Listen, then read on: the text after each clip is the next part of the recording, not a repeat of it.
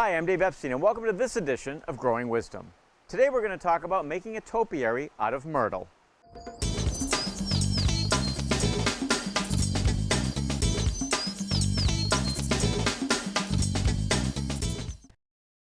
So this is a fairly simple video. We've got a little myrtle here. You can see these two little myrtle plants. Myrtle's kind of interesting. It's a beautiful, shiny, small leaf. I love the way it looks. I like the little flowers.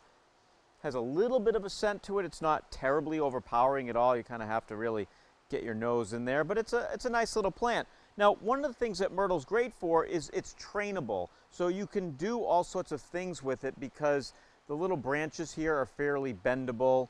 And what you can do is you can make a topiary out of it. So this is the same type of plant, and you can see it's been turned into a topiary. And this is really neat. You can put this in a nicer pot than the plastic pot, but nonetheless, these are kind of interesting, and they're nice to have outside. They're not a hardy plant, so you really have to keep this inside during the course of the winter. You can move it outside during the course of the summer.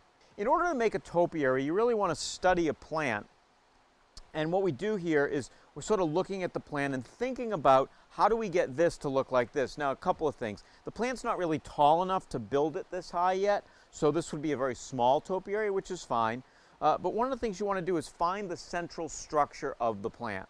So let's take a look at this plant again. Remember, we've got all the side shoots, and I'm just going to take them off. And, you know, you almost can't, I mean, unless I cut it right back to the ground, I almost can't really mess it up because it would just keep growing again.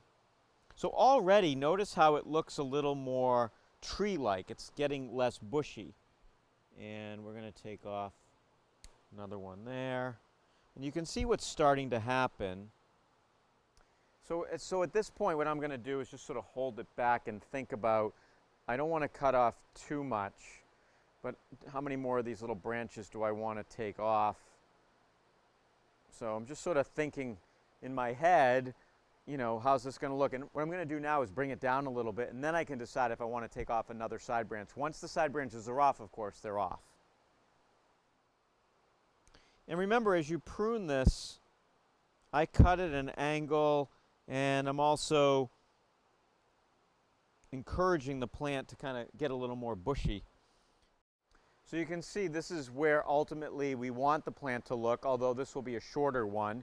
You can see we sort of started to get it there. It'll thicken up now over time, and here's basically what we started with. So it's this transition between the little bushy plant now beginning to look like a topiary, and then what the final project would look like. And again, you can do this with many different plants. It's not difficult. A little bit of patience, keep the plant healthy, and create your own shapes. For Growing Wisdom, I'm Dave Epstein.